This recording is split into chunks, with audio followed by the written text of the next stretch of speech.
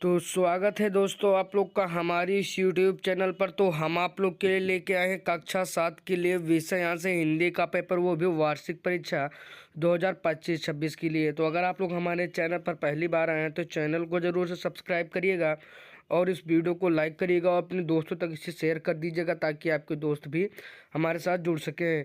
तो आशा करता हूं कि आप लोग हमारे इस चैनल को अपने दोस्तों तक शेयर जरूर से कर देंगे। तो यहाँ पर हम लोग आज के इस वीडियो में हम लोग यहाँ से कक्षा 7 के हिंदी के पेपर को यहाँ से हल करने वाले हैं। और यहाँ पर आप लोग देख लीजिएगा, ये पेपर हमारा 2025 के लिए वार्षिक परीक्षा का होने वाला है, तो आप लोग इसे ज़रूर देखिएगा। तो यहाँ पर हम लोग का सबसे पहले यहाँ पर समय यहाँ पर हमारा 2 घंटे का यहाँ पर दिया गया है। और यहाँ से कक्षा 7 का पेपर है और यहाँ से हमारा पूर्णांक जो है 100 का होने वाला है। उसके बाद यहाँ से हम लोग नोट को यहाँ पर पढ़ेंगे। तो यहाँ पर हमारा सबसे पहला यहाँ पर कह रहा है नोट सभी प्रश्न अनिवार्य है, यानी यहाँ पर आप लोग को जितने भी यहाँ पर जो प्रश्न दिए गए होंगे वो सभी प्रश्न यहाँ पर आप लोग को करना अनिवार्य है। तो यहाँ पर हमारा पहला जो है दिया गया है, कह रहा है निम्न गद्यांश को पढ़कर नीचे दिए गए प्रश्नों के उत्तर दीजिए। तो यहाँ पर आप लोग को सबसे पहले इस नीचे जो आपको गद्यांश दिया गया है, इस गद्यांश को ठीक प्रकार से पढ़ लेना होगा। तो पहले लोग इस 6 नंबर का हमारा यहाँ पर ये गद्यांश होने वाला है। तो यहाँ पर हमारा कह रहा है मध्यम श्रेणी का साहस प्रायः शूरवीरों में पाया जाता है, वह उनके उच्च विचार और निर्भीकता से भली भांति प्रकट करता है। इसी प्रकार के साहस वाले मनुष्यों में बेपरवाही और स्वार्थहीनता की कमी नहीं होती। उसके बाद परंतु उनमें ज्ञान की कमी अवश्य पाई जाती है। यहाँ पर आप लोग देख लीजिएगा, यहाँ पर आप लोग जो इसको पढ़ लेंगे तो यहाँ पर हमारा पहला जो है हमारा का यहाँ पर जो हमारा प्रश्न कह रहा है मध्यम श्रेणी का साहस यहाँ पर हमारा किस में यहाँ पर पाया जाता है।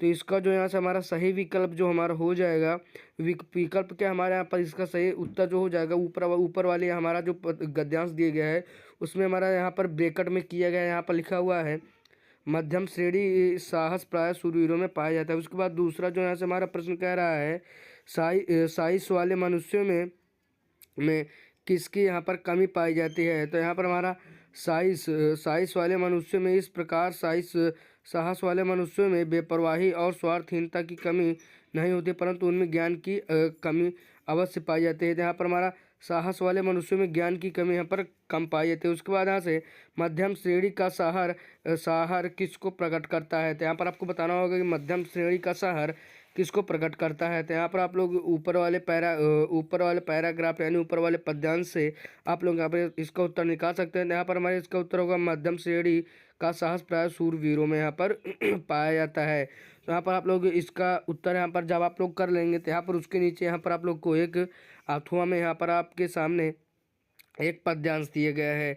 तो अगर आप लोग ऊपर वाला चाहते हैं तो आप लोग ऊपर वाला कर सकते हैं, तो नहीं तो नीचे में यहाँ पर आप लोग को अथवा में यहाँ पर आप लोग को एक पद्यांश दिया गया। तो कह रहा है हमारा पद्यांश निम्न पद्यांश का अर्थ संदर्भ सहित लिखिए। कह रहा है जो अगणित दीप लघु हमारे तूफानों में एक किनारे जल जल कर बुझ गए, किसी दिन मांग नहीं स्नेह मुँह खुल, कलम आज उनकी जय बोल।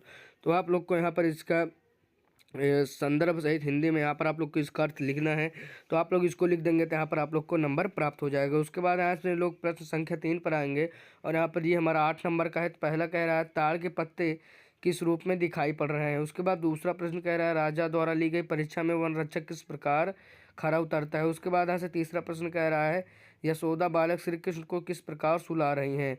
उसके बाद यहाँ से आप लोग प्रश्न संख्या 4 पर आएंगे। तो प्रश्न संख्या 4 कह रहा है किन्हीं 2 शब्दों का वाक्य प्रयोग अपने वाक्यों में कीजिए। पहला है हमारा तिरस्कार, तो आप लोग इसको यहाँ से कर सकते हैं कि उसने मेरा तिरस्कार किया, ये हमारा पहला वाक्य बन गया।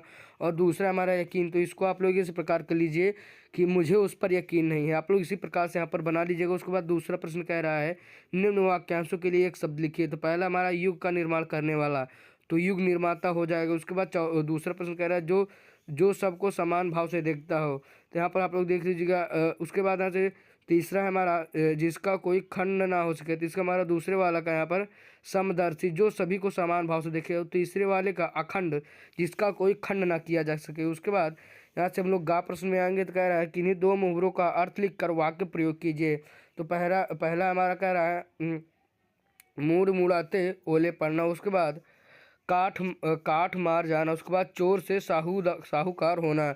तो आप लोग इसको देख लीजिएगा। उसके बाद घ प्रश्न कह रहा है निम्न शब्दों में समास विग्रह कीजिए। तो दुबली पतली में को हम लोग करेंगे तो दुबली और पतली हो जाएगा। उसके बाद हाथ और मुंह करेंगे तो इसका हमारा जो समास विग्रह होगा वो हमारा हाथ और मुंह हो जाएगा। उसके बाद लड़के लड़कियां, तो इसमें हमारा लड़के और लड़कियां, यहाँ पर इसका समास विग्रह हो जाएगा। उसके बाद यहाँ से अगला प्रश्न कह रहा है किन्हीं दो शब्दों के पर्यायवाची लिखिए। तो धरती, धरती का हो जाएगा हमारा भूधरा। तो यहाँ कलम आप लोग इसको यहाँ पर देख लीजिएगा। उसके बाद पांचवा प्रश्न कह रहा है महान व्यक्तित्व भाग दो के आधार पर किसी एक महापुरुष का वर्णन कीजिए। तो यानी यहाँ पर आप लोग को महान व्यक्तित्व किताब के माध्यम से यहाँ पर आप लोग को इसका जो है यहाँ से आप लोग को सारांश लिखना होगा। तो आप लोग सारांश यहाँ से आप लोग जरूर से लिख लीजिएगा। उसके बाद छठा प्रश्न कह रहा है अपने पाठ्य पुस्तक से यहाँ पर 4 लाइन का कोई यहाँ पर कविता लिखना है, या तो आप लोग श्लोक लिख सकते हैं। तो आप लोग वो लिखना है कि जो इस प्रश्न पत्र में ना आया हो। आप लोग कॉपी भी बिल्कुल भी मत कीजिएगा।